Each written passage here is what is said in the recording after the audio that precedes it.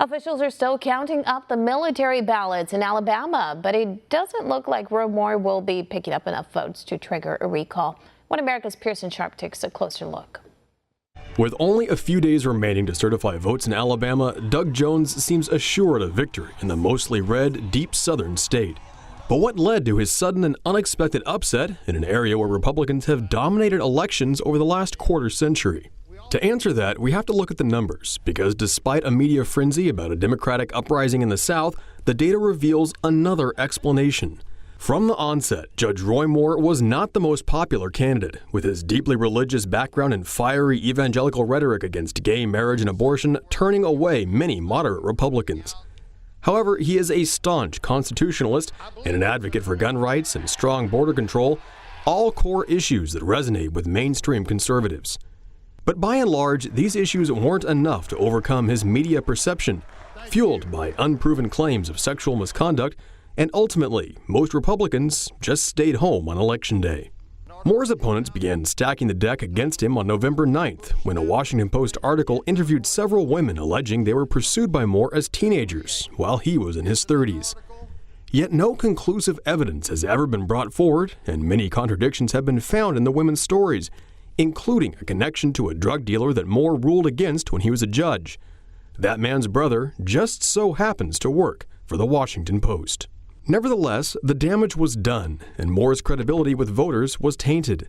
And for the mainstream media, that seems to be all they needed. The unproven and disproved allegations turned the tide against Moore, and senior GOP members jumped on the wagon, immediately calling for Moore to step aside. On Election Day, 35% of registered voters turned out, and Moore lost to his opponent Doug Jones 48.4% to 49.9%. In a state where Donald Trump won by 28 percentage points, why was the election so close? Well, Moore only lost by a bare 20,000 votes, a slim margin when you consider that over 1 million Republican voters stayed home. But even then, he would have won the election handily if Democrats hadn't scrambled to register tens of thousands of new voters. Some 54,000 new voters were registered before the election, in fact, with most of them signing up on the Democratic ticket. Yet even that might not have been enough without the help of a law passed by Governor Kay Ivey in May, giving many criminals the right to vote once again. In the weeks leading up to the election, Pastor Kenneth Glasgow spearheaded efforts to register some 10,000 convicts across the state, with more than 7 in 10 joining the blue team. And with a surge in support from convicted felons, Doug Jones was elected as the next senator from Alabama. While having felons on his side helped Jones win the race, it doesn't make up for the lack of support Roy Moore had from upper and middle class white voters. Moore handily won the white vote with 2-to-1 margins, some 68% to Jones's 30%. But that's still far less than in previous elections, where Republicans have swept up the white vote 4-to-1.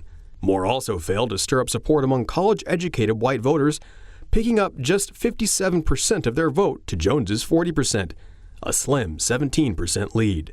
And among women, Jones managed to steal some 34% of the vote, which jumps up to 54% of college-educated women. Other reports show that black voters, who make up some 30% of Alabama's electorate, turned up in higher than expected numbers. However, there's no indication of any illegal voting practices so far. And those black voters were a big boon to Jones's campaign, voting in overwhelming numbers for the Democratic candidate in a 96-4% landslide. Many of those voters came from Jefferson County, where in 2016 Trump lost by just 7 points. This time, however, Roy Moore picked up 15% less than what Trump found, with the 73% black city of Birmingham holding out for Jones. Meanwhile, the remaining 22% of white voters simply stayed at home, which ultimately paints a different picture of the election than what is being portrayed in the media. Contrary to the popular story, there was no grassroots rush of Democratic voters turning out for Doug Jones. In fact, Jones barely eked out in the election and only managed his narrow victory with the help of criminals, a media hit campaign against his opponent, and Republican voters who just didn't care enough to vote. Not only that, but Moore had to fight his own party for support, with many ranking GOP leaders, like Senators John McCain, Mitch McConnell, and Paul Ryan, attacking the Senate candidate every chance they got. Running up against both Democrats and Republicans, it was an uphill battle that tipped the scales in Jones's favor from the start. Moore is a strong conservative candidate, but in the end, his evangelical message didn't appear to click with white conservative voters, a disconnect that would ultimately cost him the election. Pearson Sharp, One America News.